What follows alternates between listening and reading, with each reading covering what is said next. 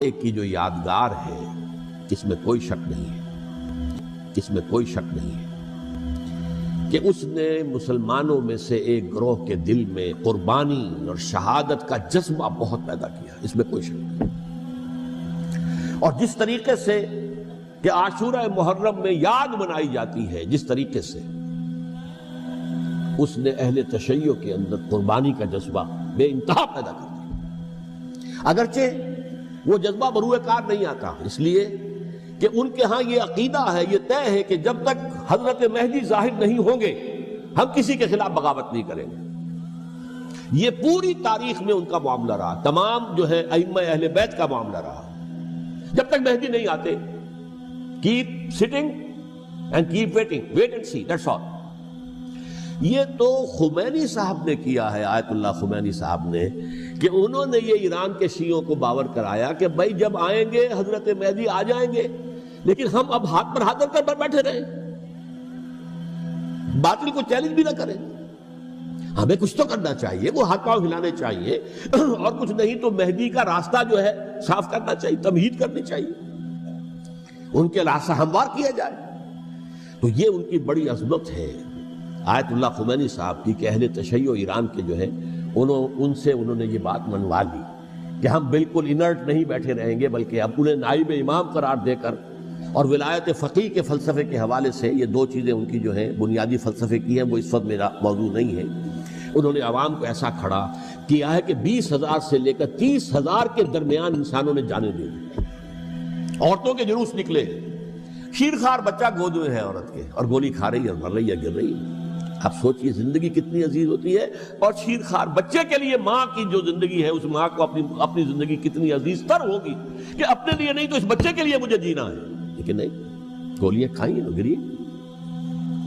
یہ جذبہ انہی میں ہے۔ واقعہ یہ ہے کہ اہل سنت کے اندر یہ جذبہ نہ ہونے کے برابر ہے، یہ میں واشگاف الفاظ میں کہہ رہا ہوں۔ پورے عالم اسلام میں صرف شیعہ ایران ایسا نکلا ہے کہ جس نے بادشاہت کا خاتمہ کیا، باقی سعودی عرب میں بادشاہت بیٹھی ہوئی ہے، ڈٹ کر بیٹھی ہوئی،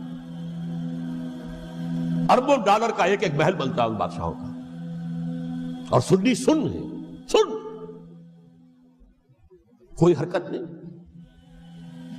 وہ تو اب جو حرکت ہو رہی ہے وہ اینٹی امریکن حرکت ہے جو ہو رہی ہے، وہ در حقیقت وہ مسئلہ بالکل دوسرا ہے جو اس وقت ہو رہا ہے، لیکن یہ کہ عالم اسلام میں کوئی تحریک ایسے نہیں اٹھی۔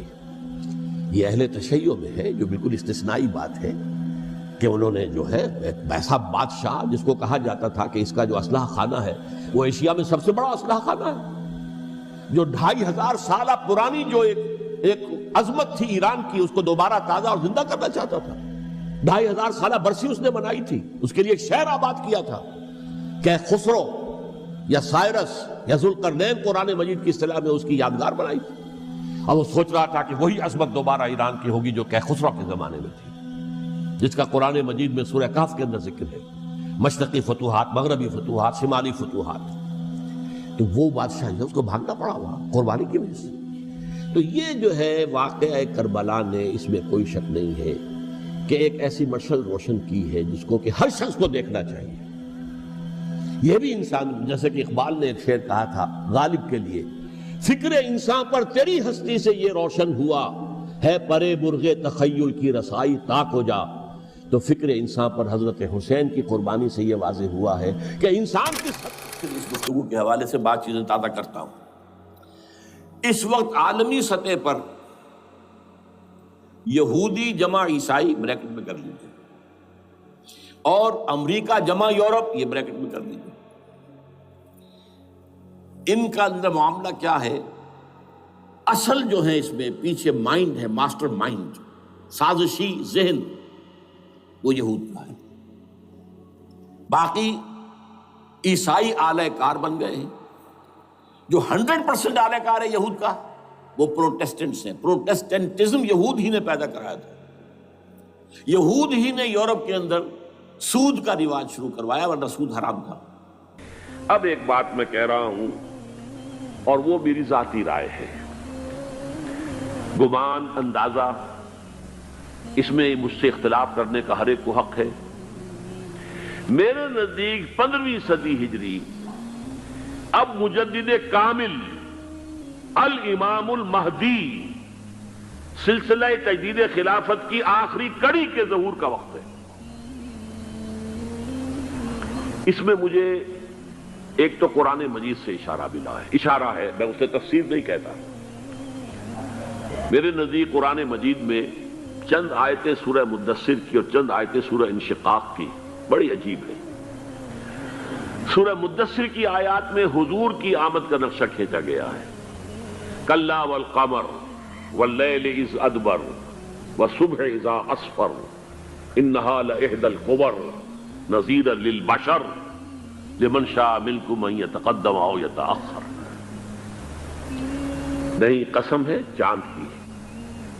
کلا والقمر واللیل اذ ادبر، اور رات کی جبکہ وہ پیٹھ موڑ لے جانے لگے، اور صبح کی جبکہ وہ روشن ہو جائے. قرآن کہتا ہے، بحران ہوتا ہوں. دو جگہ یہ مضمون آیا ہے. اور آئے تب تو اللہ کے حکم کو پیچھے ڈالا. نفس کے تقاضے کا وقت ہے، آنکھ بھی کھلی ہے، کو اذان کی آواز بھی کان میں آئی ہے. نیست لیکن ایرا نیست.